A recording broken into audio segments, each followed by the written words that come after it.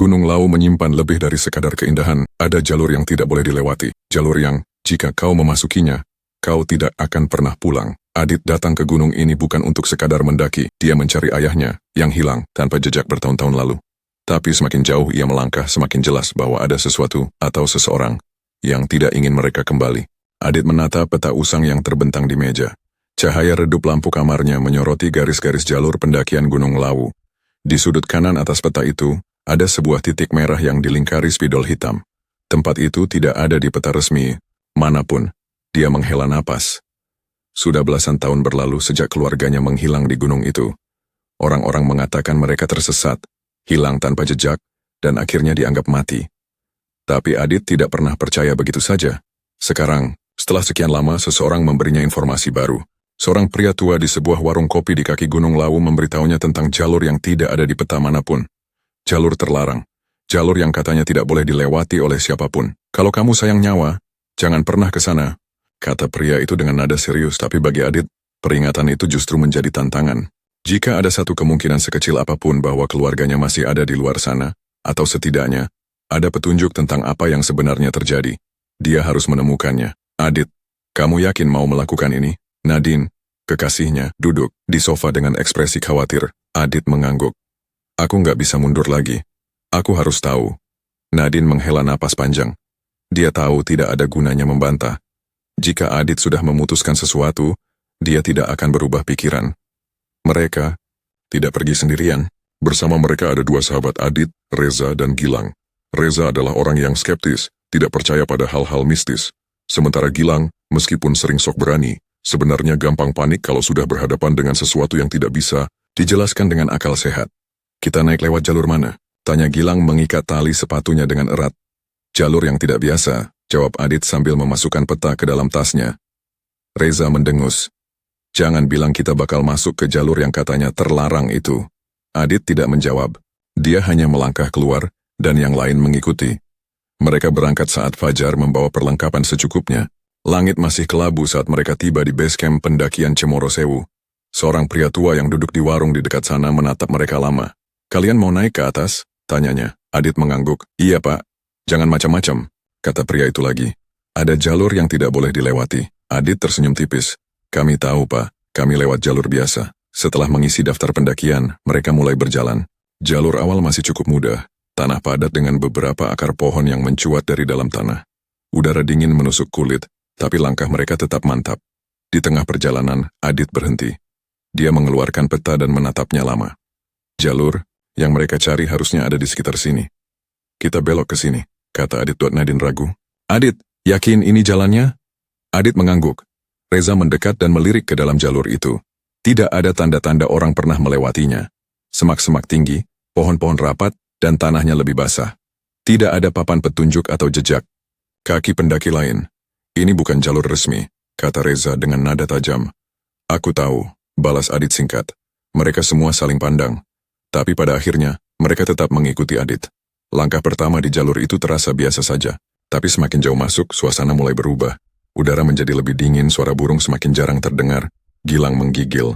Kenapa rasanya makin aneh, ya? Nadine melihat ke belakang. Jalur yang mereka lewati tadi seakan menghilang, seperti ditelan oleh rimbunnya pepohonan. Reza mengusap tengkuknya yang mendadak merinding. Aku nggak suka ini. Adit tetap berjalan di depan, matanya tajam menatap ke depan. Dia yakin dia akan menemukan sesuatu di jalur ini. Sesuatu yang akan menjawab semua pertanyaannya. Tapi dia tidak tahu bahwa ada hal-hal yang lebih baik tetap terkubur dalam gelap. Langkah mereka semakin jauh memasuki jalur asing itu. Semak-semak tinggi menghalangi pandangan ke depan, ranting-ranting kering berjatuhan di tanah basah, dan udara semakin berat. Tidak ada papan petunjuk, tidak ada jejak kaki, seolah-olah tidak pernah ada yang melewati tempat ini sebelumnya. Aku nggak suka tempat ini, gumam Gilang sambil melirik ke sekeliling. Terlalu sepi. Reza berjalan di belakangnya, sesekali menoleh ke belakang. Jalur yang mereka lewati tadi benar-benar menghilang. Tertutup semak belukar seolah-olah tidak pernah ada. Kalian sadar nggak? Jalur di belakang kita berubah. Katanya pelan doa Nadine ikut menoleh. Jalan setapak yang seharusnya bisa mereka lihat dengan jelas kini tertutup oleh ranting dan daun kering. Seperti tidak pernah ada jalan di sana.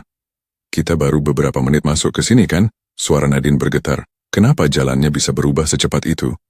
Adit menatap peta di tangannya. Jalur ini memang tidak ada di peta resmi.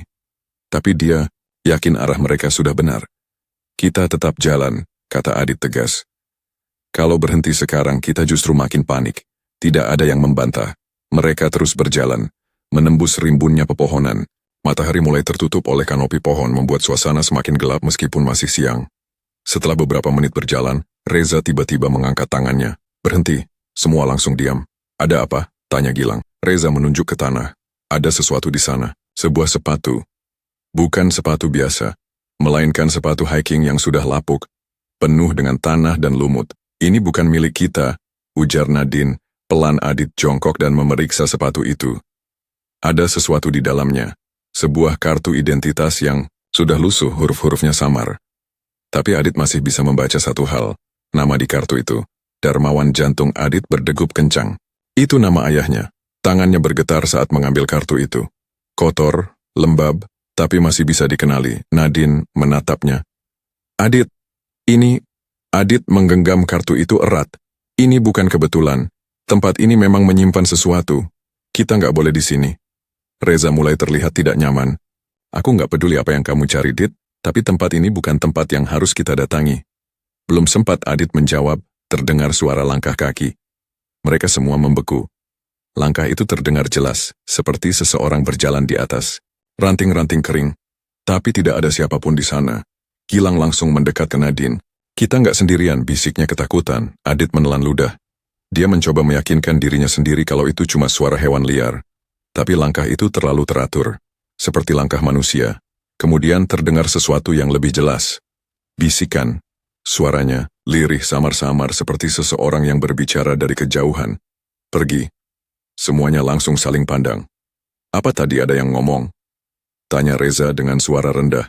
Tidak ada yang menjawab. Angin berembus lebih kencang, membuat dedaunan bergetar. Suara bisikan itu datang lagi. Pergi. Sebelum terlambat, Gilang memegang lengannya sendiri. Tubuhnya bergetar. Adit, kita harus pergi sekarang. Adit masih memegang kartu identitas ayahnya. Dia tidak ingin pergi. Dia sudah sejauh ini. Tapi sebelum dia bisa bicara, sesuatu jatuh dari atas pohon. Sebuah kain putih kotor, penuh dengan bercak darah kering. Nadine langsung menjerit kecil. Gilang mundur beberapa langkah. Adit memungut kain itu. Dia merasa jantungnya hampir berhenti berdetak. Itu bukan kain sembarangan. Itu adalah potongan dari jaket yang dikenakan ayahnya pada hari terakhir. Dia terlihat di Gunung Lawu, keringat dingin, mengalir di pelipisnya. Ini bukan kebetulan. Tempat ini bukan hanya jalur biasa. Ada sesuatu di sini. Sesuatu yang tidak ingin mereka lanjutkan. Atau lebih buruk lagi, sesuatu yang tidak ingin mereka pergi. Langit mendung menggantung di atas kepala mereka. Udara semakin dingin, lebih dingin dari seharusnya. Tidak ada suara burung, tidak ada suara serangga. Hanya desiran angin yang menyelinap di antara pepohonan. Adit masih menggenggam potongan jaket ayahnya. Napasnya berat, otaknya berusaha memahami apa yang sedang terjadi. Tidak ada alasan logis kenapa benda ini bisa ada di sini, di tempat yang tidak seharusnya ada siapapun. Kita harus balik sekarang juga, kata Reza, suaranya tegang. Gua nggak peduli seberapa penting ini buat lo, Dit. Ini bukan tempat kita. Adit tidak menjawab. Matanya menatap lurus ke depan. Kamu dengar aku, kan? Reza mendekatinya, meraih bahunya. Kita harus keluar dari sini sebelum... Tiba-tiba, ada suara langkah kaki di belakang mereka. Semua langsung diam. Langkah itu terdengar jelas, mendekat perlahan, menghancurkan ranting-ranting kering di tanah. Gilang menelan ludah. Nadine memegang lengan Adit erat-erat. Tapi saat mereka menoleh, tidak ada siapa-siapa. Kosong.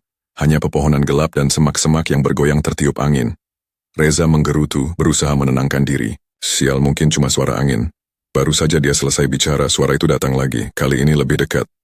Langkah kaki, kemudian sebuah suara. Bukan hanya bisikan, lebih jelas. Jangan lanjutkan. Nadine mencengkeram lengan Adit semakin kuat. Siapa yang ngomong? Suaranya bergetar. Tidak ada yang menjawab. Reza menyalakan senter dan menyapu cahaya ke sekeliling mereka. Bayangan pepohonan bergerak-gerak mengikuti sorotnya, menciptakan siluet aneh yang seakan mengawasi mereka dari dalam kegelapan. Kalau ini lo yang bercanda, gue nggak suka, kata Gilang dengan nada putus asa. Aku nggak bercanda, Reza menegaskan, matanya masih menelusuri sekitar. Adit menggertakkan giginya. Dia menolak percaya hal-hal seperti ini, Tapi semua kejadian sejak tadi tidak masuk akal. Udah, katanya akhirnya. Kita jalan terus. Kamu serius? Nadine menatapnya tidak percaya.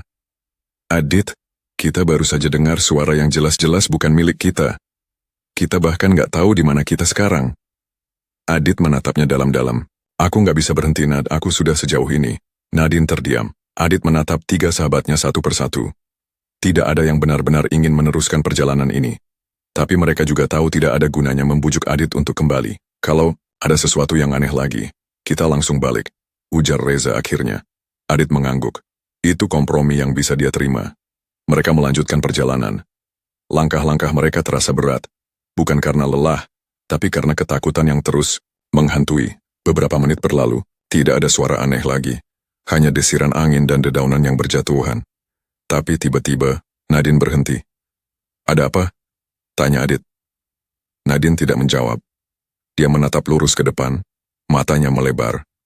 Adit mengikuti arah pandangnya, dan tubuhnya langsung membeku. Di depan mereka, di tengah jalan setapak, berdiri seseorang. Sosok itu mengenakan pakaian lusuh, tubuhnya kurus, dan wajahnya pucat. Tapi yang paling mengerikan adalah matanya, kosong. Tidak ada ekspresi. Tidak ada kehidupan, orang itu hanya berdiri di sana, diam. Gilang mundur selangkah. Siapa itu? Tidak ada yang menjawab. Adit mencoba berpikir jernih. Ini bisa saja orang tersesat. Tapi ada sesuatu yang aneh. Orang itu tidak bergerak sedikit pun. Bahkan dadanya tidak terlihat naik turun seperti orang yang bernapas. Nadine mencengkeram lengan Adit lebih erat. Kita pergi aja, Dit, tolong. Tapi sebelum mereka bisa bergerak, orang itu membuka mulutnya. Suara yang keluar bukan suara manusia. Pergi, seperti suara yang bergema dari dalam gua. Kemudian, dalam hitungan detik sosok itu menghilang begitu saja. Lenyap. Seakan dia tidak pernah ada. Gilang langsung mundur lebih jauh. Kita harus balik sekarang juga. Adit tidak bisa berkata apa-apa.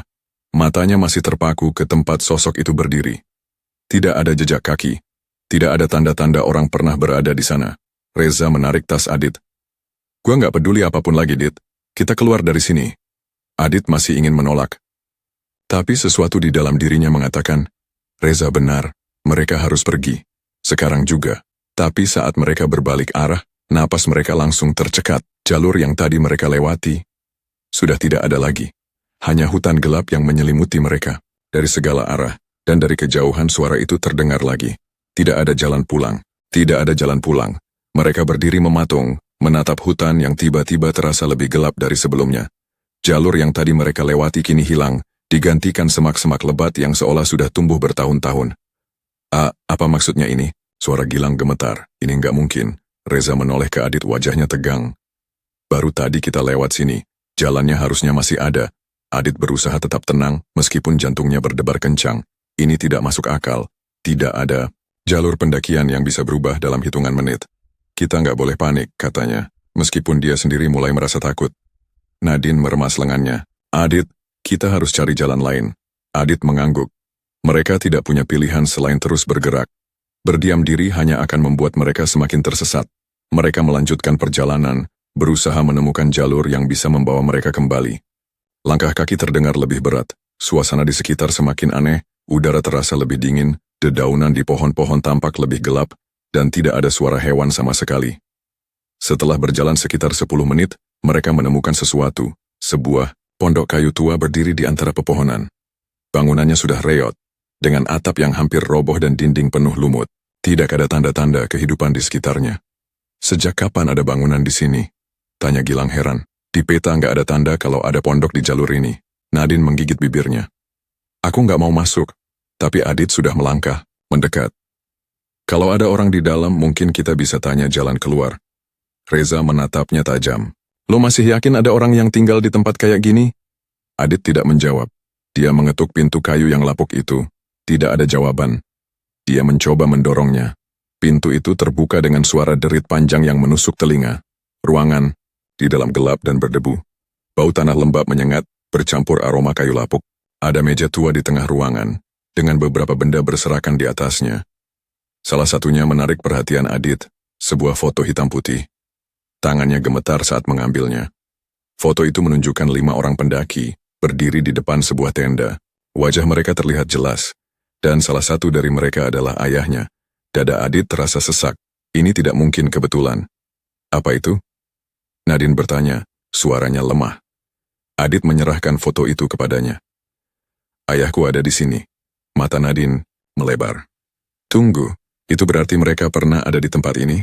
Sebelum ada yang bisa menjawab, terdengar suara di luar, langkah kaki. Seseorang atau sesuatu sedang berjalan mengelilingi pondok, mereka semua langsung menegang. Gilang menelan ludah. Kalian dengar kan? Adit meraih senter dari dalam tasnya dan mengarahkannya keluar, tapi tidak ada siapa-siapa di sana. Kemudian sesuatu bergerak di sudut ruangan. Reza langsung menarik Adit ke belakang. Ada sesuatu di dalam sini. Mereka semua mundur menatap sudut gelap pondok itu.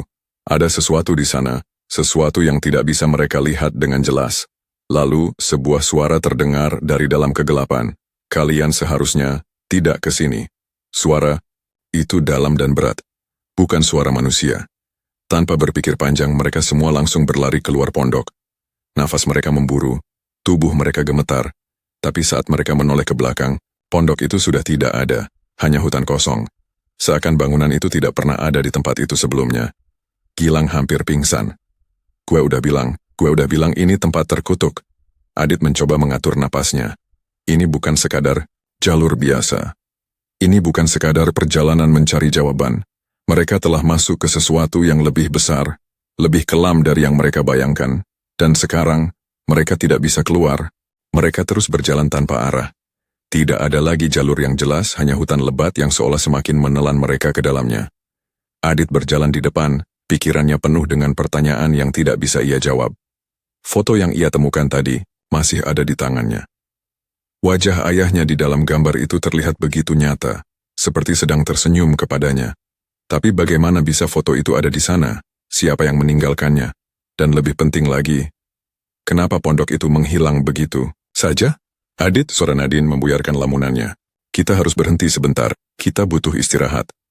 Adit menoleh dan menyadari bahwa wajah mereka semua terlihat kelelahan. Reza dan Gilang berkeringat meskipun udara dingin. Nadine terlihat pucat. Mereka akhirnya berhenti di bawah pohon besar. Nadine duduk di atas akar yang menonjol dari tanah, mengusap wajahnya yang penuh debu. Kita ini sebenarnya ada di mana? Tanya Gilang. Nggak ada yang tahu, jawab Reza datar, sunyi. Tidak ada yang berbicara selama beberapa menit, hanya suara angin yang berembus pelan menyapu dedaunan kering di tanah. Adit menatap Nadine, yang tampak sangat lelah.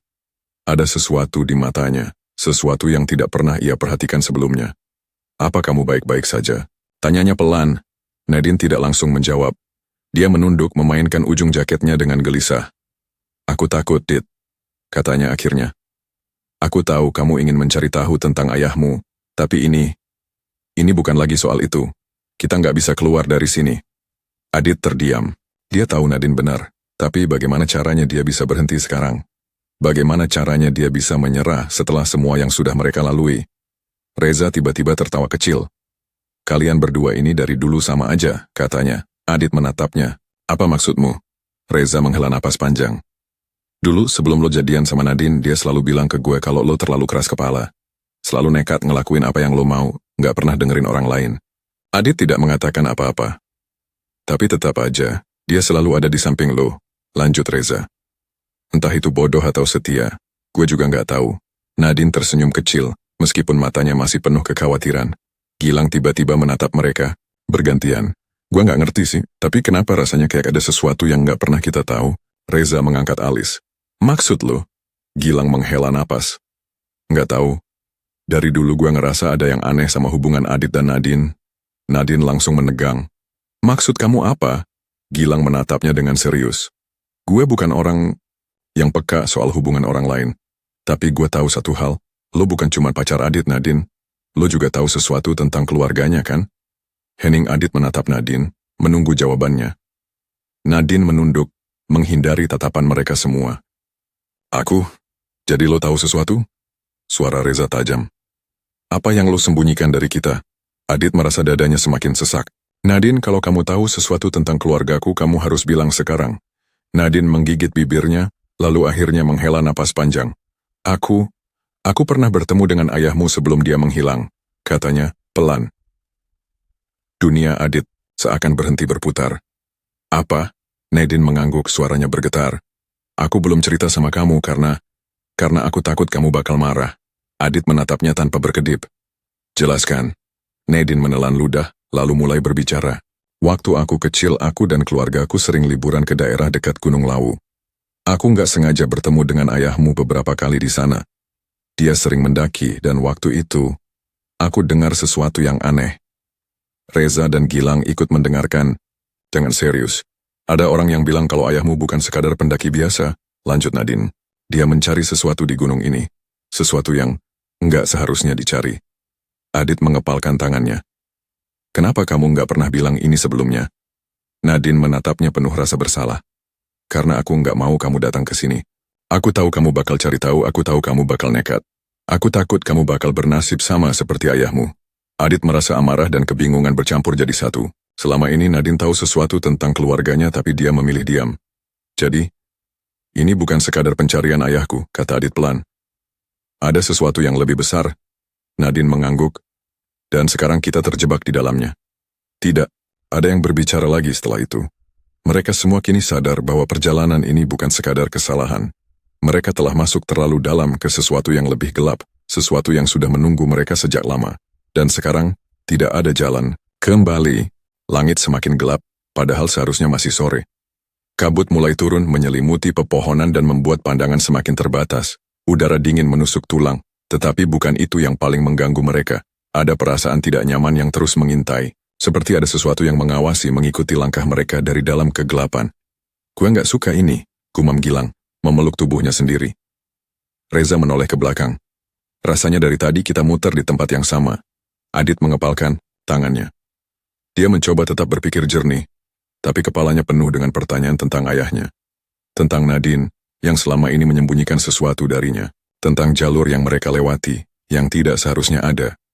Tapi sekarang bukan waktunya untuk mencari jawaban. Mereka harus keluar dari sini dulu. Kita lanjut jalan, kata Adit. Diam di sini nggak akan membantu. Mereka mulai berjalan, lagi tetapi ada sesuatu yang tidak beres. Setiap beberapa langkah, kabut semakin tebal. Suara langkah kaki mereka bergema, seperti ada yang berjalan bersamaan dengan mereka. Tiba-tiba, Gilang berhenti. Gue dengar sesuatu. Katanya pelan, semuanya langsung diam. Henning. Tapi beberapa detik kemudian suara itu datang lagi. Krek, krek. Seperti ranting yang diinjak oleh sesuatu. Reza menyalakan senter dan mengarahkannya ke sekitar. Siapa di sana? Tidak ada. Jawaban. Hanya hutan sunyi yang membalas teriakan Reza. Mereka melanjutkan langkah dengan lebih hati-hati. Tapi setelah beberapa meter, Nadine tiba-tiba berhenti. Adit. Suaranya pelan, penuh ketakutan. Adit menoleh. Kenapa? Nadine tidak menjawab. Dia hanya menatap ke depan, tubuhnya gemetar. Adit mengikuti arah tatapannya, dan darahnya langsung membeku. Di depan mereka berdiri seseorang. Seseorang yang seharusnya tidak ada di sini. Seseorang yang mirip dengan Gilang. Tapi ada yang salah. Kulitnya pucat, matanya kosong, dan dia tersenyum-senyum yang bukan milik Gilang. Reza mundur selangkah. Apa-apaan ini? Gilang sendiri terdiam, wajahnya berubah pucat pasi. Itu bukan gua. Adit menahan napas. Ini bukan sekadar halusinasi. Mereka semua melihat sosok itu, dan tiba-tiba sosok itu berjalan mendekat. Pelan tanpa suara tetapi pasti. Lari, teriak Nadine. Mereka langsung berhamburan ke arah lain. Jantung Adit berdegup kencang saat dia menembus kabut, berusaha mencari jalan keluar dari tempat ini. Dia tidak tahu kemana dia berlari, yang penting dia harus menjauh. Dari belakang dia bisa mendengar suara langkah kaki yang memburu mereka. Sesuatu sedang mengejar. Adit terus berlari, tetapi tiba-tiba dia sadar, Gilang tidak ada. Dia menoleh panik. Gilang! Gilang di mana? Nadine dan Reza juga berhenti, menoleh ke belakang. Tidak ada Gilang, hanya hutan kosong. Dia ada di belakang kita tadi, kata Reza, suaranya panik. Mereka semua menoleh ke sekeliling, mencari Gilang. Tapi yang ada hanya pepohonan gelap dan kabut tebal yang semakin menelan mereka. Gilang menghilang. Adit, suara Nadine lemah. Gilang beneran hilang. Adit mengepalkan tangannya. Ini tidak mungkin. Gilang ada di belakang mereka beberapa detik yang lalu. Gue harus cari dia, kata Adit. Tunggu Adit. Reza menahan lengannya. Kita nggak bisa pisah-pisah lagi. Kita nggak tahu apa yang ada di sini. Adit ingin membantah, tetapi dia tahu Reza benar. Jika mereka berpisah, mungkin mereka tidak akan pernah bertemu lagi. Dia menghela napas panjang, berusaha menenangkan diri. Kita cari dia bareng-bareng. Mereka mulai menyusuri jalan kembali, memanggil nama Gilang. Tidak ada jawaban. Hanya gema suara mereka sendiri yang memantul di antara pepohonan. Lalu, mereka mendengar sesuatu. Suara tawa. Perlahan. Samar tawa yang terdengar seperti Gilang. Tetapi, bukan. Suara itu datang dari dalam kabut, dari arah yang tidak bisa mereka lihat. Nadine menggenggam tangan Adit erat-erat. Adit, itu bukan Gilang. Adit menelan ludah. Dia tahu itu. Dan tiba-tiba suara itu berhenti, sunyi. Sampai akhirnya, dari dalam kabut, suara lain terdengar. Suara Gilang. Teman-teman, tolong. Suara itu terdengar lemah, seperti seseorang yang berusaha berbicara dalam keadaan sekarat. Nadine mencengkeram lengan Adit lebih erat. Adit, kita harus pergi. Sekarang. Adit menoleh ke Reza. Wajahnya juga dipenuhi ketakutan, tetapi ada kebingungan di matanya. Apakah mereka harus mencari Gilang, atau apakah itu bukan lagi Gilang? Tidak ada yang tahu. Tapi satu hal yang pasti. Satu persatu dari mereka mulai menghilang. Dan mereka belum tahu siapa yang akan menjadi korban berikutnya. Adit berdiri kaku, menatap kabut yang menelan suara Gilang. Di satu sisi dia ingin berlari ke sana dan mencari sahabatnya. Tapi di sisi lain dia tahu ada sesuatu yang salah. Suara itu memang suara Gilang tapi terdengar aneh. Seperti bukan benar-benar. Dia Reza menelan ludah. Pandangannya penuh kebingungan. Gue nggak yakin itu beneran Gilang. Nadine memegang lengan Adit erat-erat. Adit, kalau kita ke sana kita nggak tahu apa yang bakal kita temuin.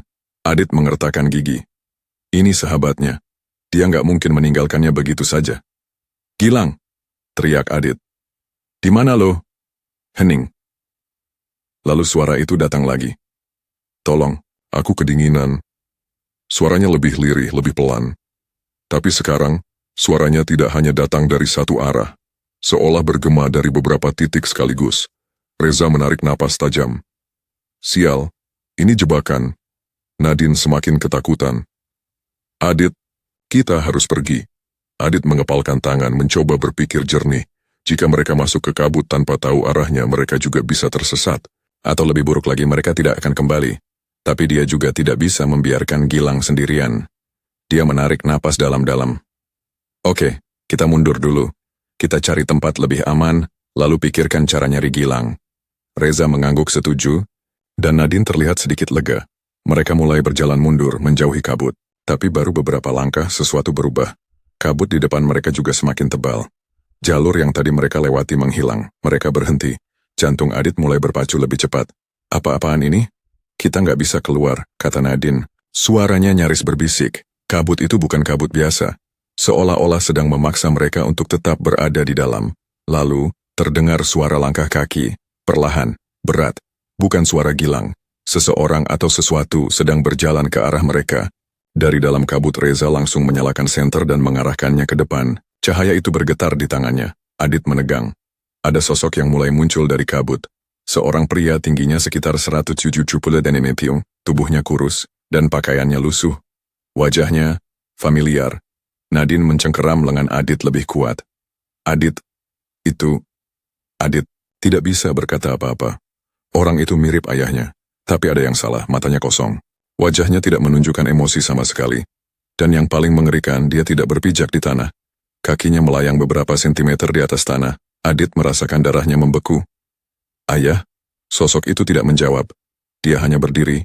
Di sana menatap mereka. Reza bergumam pelan. Ini bukan ayah lo, Dit. Adit tahu itu.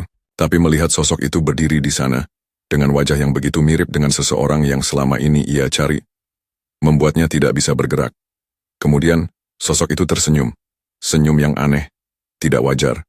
Lalu mulutnya terbuka, dan suara yang keluar. Bukan suara manusia. Kalian seharusnya tidak ada di sini. Angin bertiup lebih kencang, membuat dedaunan berterbangan. Sosok itu mulai bergerak maju. Tidak berjalan, tapi melayang. Makin cepat. Mereka semua langsung mundur. Tinggalkan. Kami! Teriak Reza sambil mengarahkan senter ke sosok itu. Tapi cahaya senter tidak berpengaruh apapun. Sosok itu terus mendekat. Adit menahan napas. Tubuhnya gemetar. Dia tidak tahu harus berbuat apa. Dan tiba-tiba, sosok itu menghilang.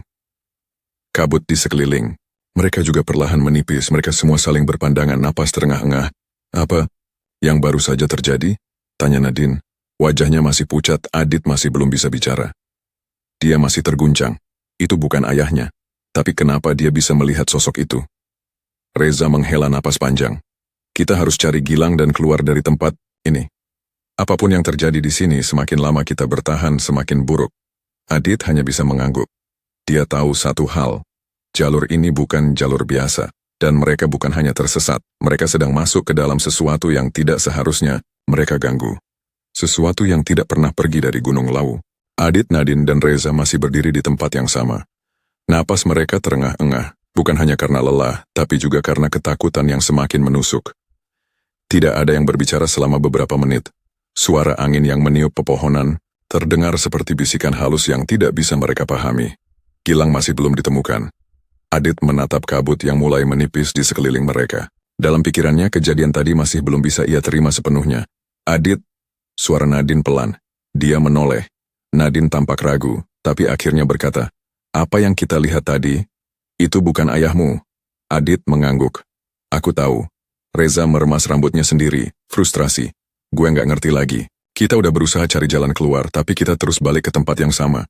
Sekarang lu lihat sosok kayak ayah lu, tapi kita semua tahu dia udah lama hilang." Adit mengepalkan tangannya. Dia mencoba menyusun semua kejadian ini dalam kepalanya. Foto di pondok yang menghilang, suara-suara aneh, bayangan yang menyerupai Gilang, lalu sosok yang mirip ayahnya. Semua ini bukan kebetulan. "Gua rasa jalur ini ada hubungannya sama ayah gue," kata Adit akhirnya. Reza menghela napas berat. "Jadi menurut lo, kita tersesat di tempat ini bukan cuma karena kesialan?"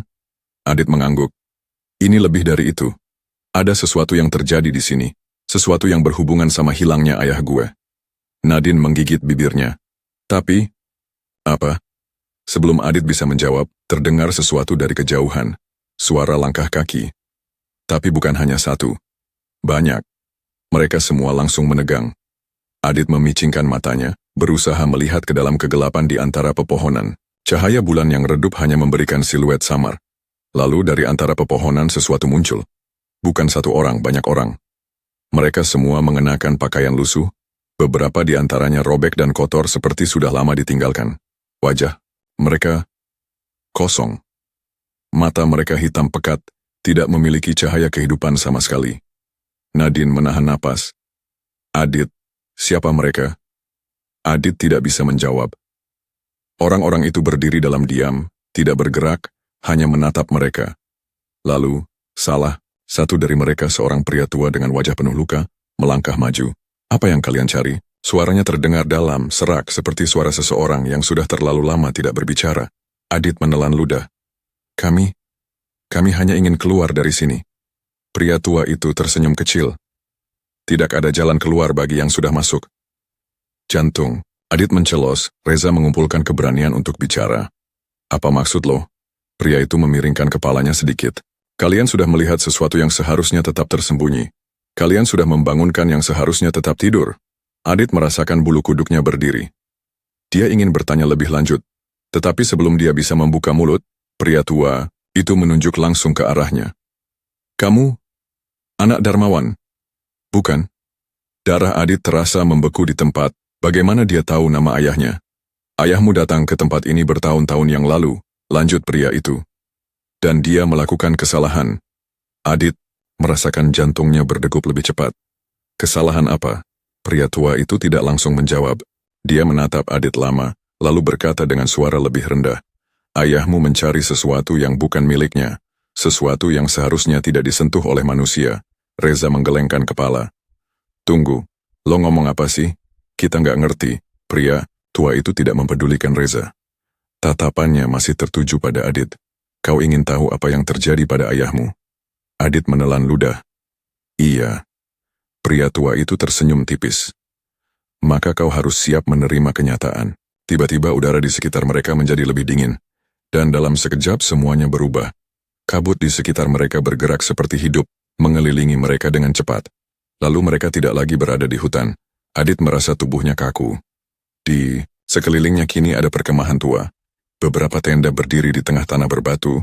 Api unggun yang sudah mati masih meninggalkan sisa arang hitam. Nadine mengerjap. "Apa ini?" Tiba-tiba mereka mendengar suara orang-orang berteriak. Mereka semua menoleh ke arah suara itu, dan di kejauhan, mereka melihat sesuatu. 5 orang pendaki sedang berlari, wajah mereka penuh ketakutan. Salah satunya adalah ayah Adit. Ayah! Adit hampir berlari ke arahnya, tapi Nadine menahannya. Ini bukan nyata, Adit. Adit ingin membantah, tetapi kemudian dia melihat sesuatu yang lebih buruk. Dari dalam kegelapan sesuatu sedang mengejar para pendaki itu. Sesuatu yang besar, hitam. Tidak berbentuk seperti manusia, tapi memiliki mata merah yang bersinar tajam. Makhluk itu bergerak cepat seolah meluncur di udara tanpa menyentuh tanah. Satu persatu para pendaki itu jatuh, mereka menjerit, meronta, tapi tidak bisa lari, dan satu persatu mereka menghilang. Hanya tersisa 1 orang, ayah Adit. Dia berlari ke arah yang salah, ke dalam hutan, sebelum akhirnya menghilang di balik kabut. Dan seketika itu juga, semuanya kembali seperti semula. Adit berdiri di tempatnya, terengah-engah. Tidak ada lagi perkemahan. Tidak ada lagi suara jeritan, hanya hutan dan kabut yang menelan mereka lagi.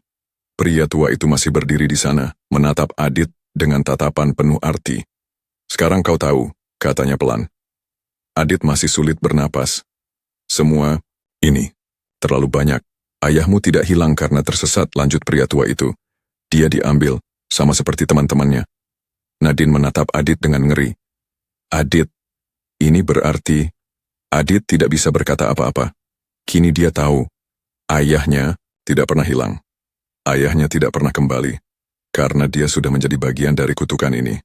Dan kini, mereka juga berada dalam bahaya yang sama. Adit masih berdiri kaku. Pikirannya berantakan, jantungnya berdetak begitu kencang hingga ia bisa mendengar suara debarannya sendiri. Ayahnya tidak hilang karena tersesat. Ayahnya diambil, sekarang dia mengerti. Ayahnya dan tim pendakiannya dulu, bukan hanya sekadar mengalami kecelakaan atau tersesat di Gunung Lawu. Mereka menemukan sesuatu yang seharusnya tidak mereka sentuh. Dan akibatnya, mereka harus membayar dengan nyawa mereka.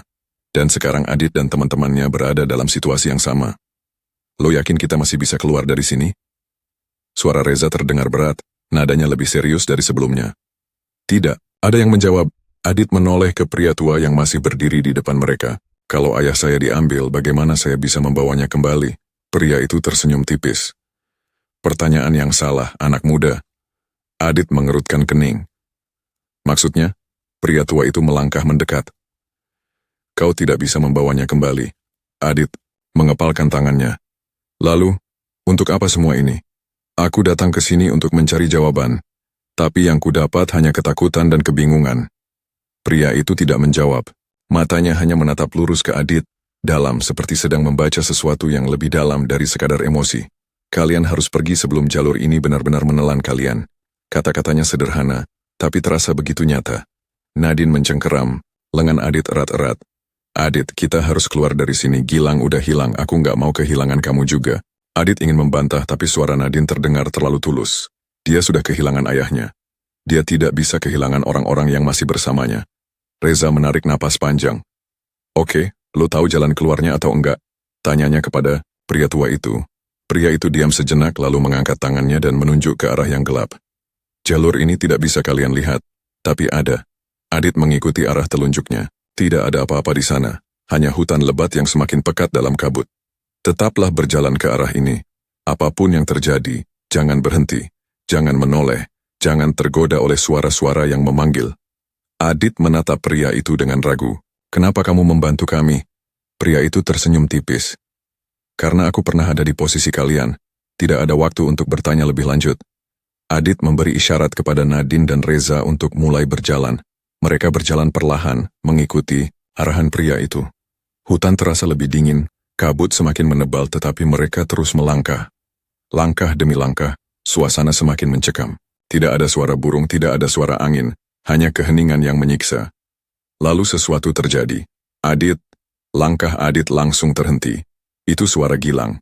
Dia menoleh ke Reza dan Nadine. Kalian dengar itu? Reza mengangguk, matanya waspada. Iya, tapi jangan berhenti.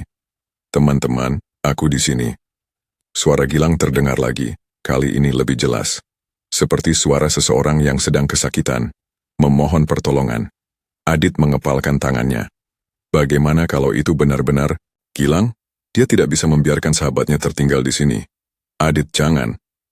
Nadine memegang tangannya erat. Itu jebakan. Dia bilang tadi, jangan dengarkan suara apapun. Tapi itu Gilang. Adit bersikeras. Reza menggertakkan gigi. Kita nggak tahu itu siapa. Kalau lo berbalik, lo nggak akan balik lagi. Adit masih ragu. Tapi kemudian, dari dalam kabut, sesuatu mulai terlihat. Sosok Gilang muncul. Tapi ada yang aneh. Dia berdiri di antara pepohonan. Tubuhnya kaku. Matanya kosong seperti seseorang yang tidak sepenuhnya hidup. Adit. Suara itu kembali terdengar. Tapi kali ini, lebih dingin, lebih menyeramkan. Itu bukan suara Gilang. Adit mundur. Selangkah, sosok itu tersenyum. Senyum yang tidak alami. Terlalu lebar. Kemudian sosok itu berjalan ke arah mereka tanpa suara. Adit langsung berbalik dan berlari. Nadine dan Reza mengikutinya. Tidak menoleh ke belakang. Langkah mereka semakin cepat. Semakin jauh mereka berlari. Kabut di sekitar mulai menipis. Adit merasa dadanya hampir meledak karena kelelahan, tapi dia tidak bisa berhenti. Lalu tiba-tiba, jalur itu kembali terlihat. Mereka bisa melihat jalan setapak yang familiar, jalan yang seharusnya mengarah kembali ke base camp. Kita hampir sampai, teriak Reza. Mereka terus berlari.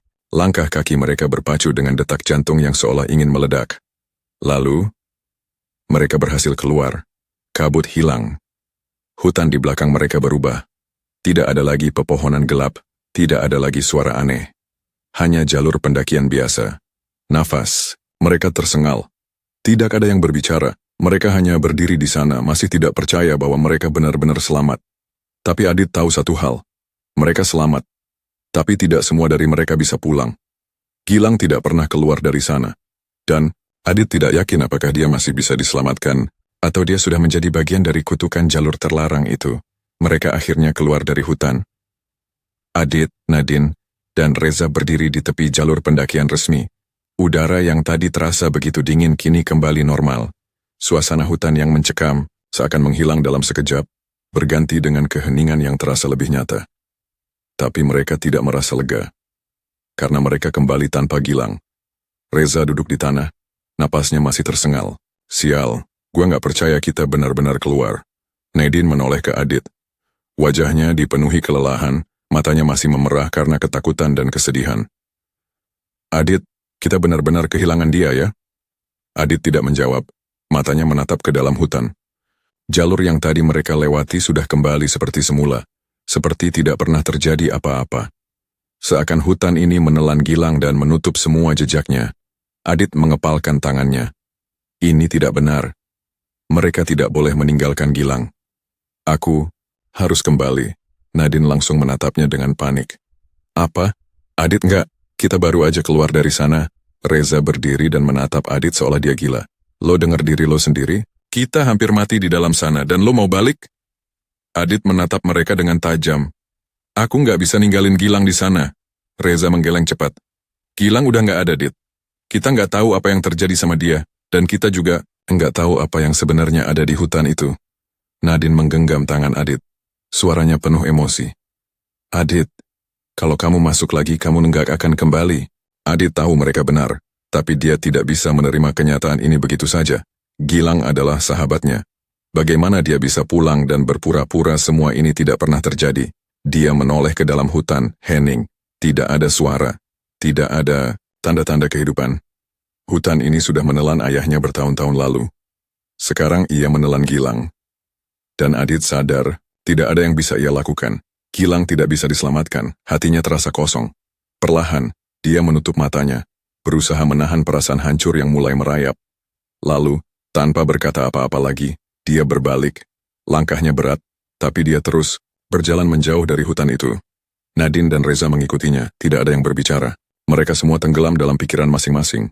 Ketika akhirnya mereka tiba di base camp, matahari sudah hampir terbenam. Beberapa pendaki yang baru turun dari jalur resmi menatap mereka dengan heran. Mungkin karena wajah mereka yang terlihat berantakan, pakaian yang kotor, atau mungkin karena sesuatu dalam tatapan mereka yang menunjukkan bahwa mereka telah melihat sesuatu yang tidak seharusnya mereka lihat. Seorang petugas base camp menghampiri mereka. Kalian baru turun? Kok gue nggak lihat nama kalian di daftar pendakian hari ini? Reza langsung menggeleng. Enggak, Pak. Kami nyasar. Petugas itu mengernyit. Nyasar dari jalur mana? Nadine buru-buru berkata, "Kami capek, Pak. Bisa tolong kasih kami air?" Petugas itu tampak ragu tetapi akhirnya mengangguk dan berjalan ke dalam pos Adit, duduk di bangku kayu, kepalanya tertunduk. Nadine duduk di sebelahnya, menatapnya dengan penuh kekhawatiran. "Adit." Adit mengangkat kepalanya perlahan. Matanya merah tapi tidak ada air mata. Dia sudah kehilangan terlalu banyak hal untuk bisa menangis sekarang. "Apa kita harus cerita ke orang-orang tentang Gilang?" Tanya Nadine pelan. Reza menghela napas panjang. "Dan bilang apa? Kalau kita masuk jalur yang nggak ada di peta dan sekarang teman kita hilang?" Tidak ada yang menjawab. Mereka tahu tidak ada yang akan percaya. Mereka tahu tidak ada gunanya menjelaskan. Tidak ada bukti. Tidak ada yang bisa membuktikan bahwa jalur itu memang ada. Bahwa mereka benar-benar terjebak di sana. Bahwa sesuatu telah membawa Gilang pergi. Adit mengepalkan tangannya. "Kalau kita bilang ke keluarganya Gilang?" Reza menatapnya lama. "Lo, mau bilang apa ke mereka, Dit? Mau bilang kalau anak mereka hilang di jalur yang nggak boleh dilewati dan kita nggak bisa menyelamatkannya?" Adit terdiam. Reza melanjutkan, suaranya terdengar dingin. "Tetapi jujur, kalau kita cerita orang-orang cuma bakal anggap kita gila." Nadine mengangguk pelan. "Dan kalau kita berusaha cari Gilang lagi kita nggak akan balik." Adit memejamkan mata. Dia benci kenyataan ini, tapi dia tidak bisa melawan. Mereka sudah pulang. Tapi tidak semua dari mereka bisa kembali. Dan entah mengapa dia merasa, ini belum berakhir. Hutan itu masih ada, kutukan itu masih hidup, dan mereka, yang telah melihat kebenaran, akan selalu dihantui oleh kenangan tentang tempat itu. Karena mereka tahu sesuatu yang orang lain tidak tahu, bahwa di Gunung Lawu, ada jalur yang tidak boleh dilewati. Karena semua yang masuk ke dalamnya, tidak akan pernah pulang.